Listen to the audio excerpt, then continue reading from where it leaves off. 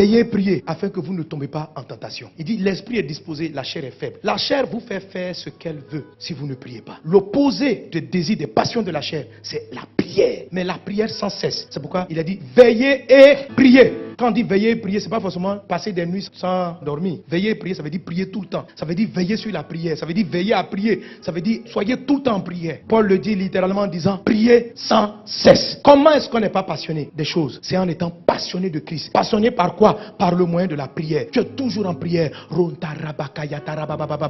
En Luc 21, je crois verset 36, Jésus dit ceci. Veillez donc et priez en tout temps. Cultivez la prière sans cesse. Quand tu dors, prie. Dans ton sommeil, prie. Quand les cauchemars arrivent, prie. Tu te réveilles le matin, prie. Avant de prendre ton petit déjeuner, prie. Au milieu du petit déjeuner, prie. À la fin du petit déjeuner, prie. Avec tes enfants, prie. Lève-toi, prie. Dans ta voiture, prie. Quand tu n'as pas envie de prier, prie. Quand tu as envie de prier, prie.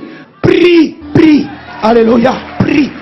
En tout temps. On dit veillez, priez en tout temps. Saison de pluie, tu pries. Saison sèche, tu pries. Il prie seulement, prie. La prière crée une atmosphère. Quand vous êtes sur un territoire, vous priez. Il n'y a plus de malédiction qui vient. La malédiction est suspendue. Parce que la prière est une zone que Dieu sécurise. Votre vie doit être une vie de prière. Jésus a dit, ma maison sera appelée une maison de prière. Et qui est la maison de Dieu? C'est ton corps. Qui est la maison de Dieu? C'est l'église. Ça doit être une atmosphère de prière. Vous savez, mes amis, les disciples ont vu Jésus marcher sur la mer. Ils n'ont pas demandé à Jésus, apprends-nous à marcher. Ils ont vu Jésus ressusciter les morts. Ils n'ont jamais dit à Jésus, apprends-nous la résurrection. Ils ont vu Jésus guérir des malades. Ils n'ont jamais dit à Jésus, apprends-nous à guérir les malades. La seule fois, ils ont demandé à Jésus de leur donner un coup. Apprends-nous à prier. Nous, on ne sait pas prier. Apprends-nous à prier. Parce qu'ils avaient compris une chose. Que le secret de la vie surnaturelle de Jésus, ce n'était pas de faire des prodiges. C'était la prière. C'est dans la prière que le ciel se révélait sur la terre. Qu'on sortait de tout ce qui peut être malédiction. Prie en tout temps. Il y a des fois la chair n'a pas envie de prier. Quand elle n'a pas envie de prier, c'est là même qu'il faut prier. Elle veut dormir, puis tu pries. Même dans le sommeil,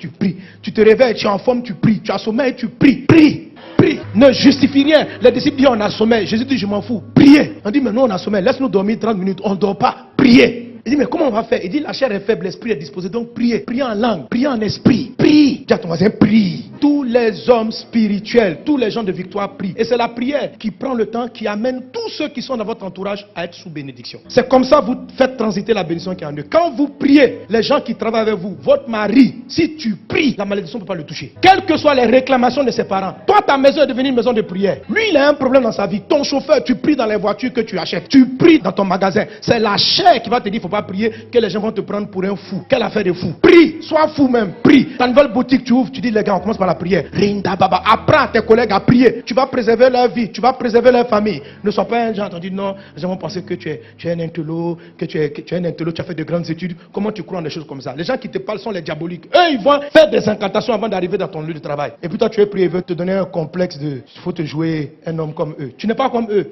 Toi, tu appartiens à Dieu. Eux, ils appartiennent au diable. Ils vont faire les incantations, ils arrivent au travail. Quand tu les vois comme ça, ils sont calmes. Tu crois qu'ils méditent. Ils appellent le diable dans la boîte. Appelle le Seigneur. Tout ce qui t'appartient. Et même si tu es un employé, ce n'est pas ton entreprise. Le Saint-Esprit est supérieur à tous les démons. Tu arrives.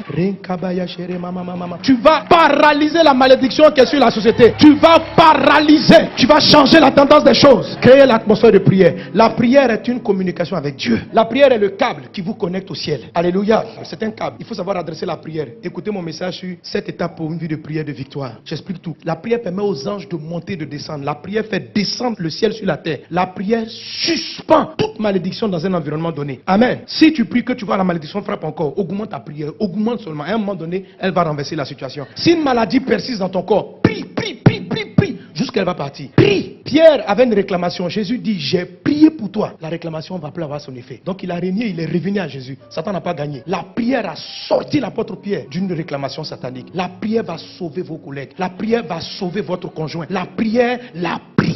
C'est pourquoi le pire ennemi de la chair dans ta vie, c'est ta vie de prière. La chair n'aime pas la prière. Quand tu vas prier, elle va te combattre. Mais il faut prier. Il faut remplacer toutes tes passions par des heures de prière. Amen. Alléluia. Que Dieu vous bénisse abondamment.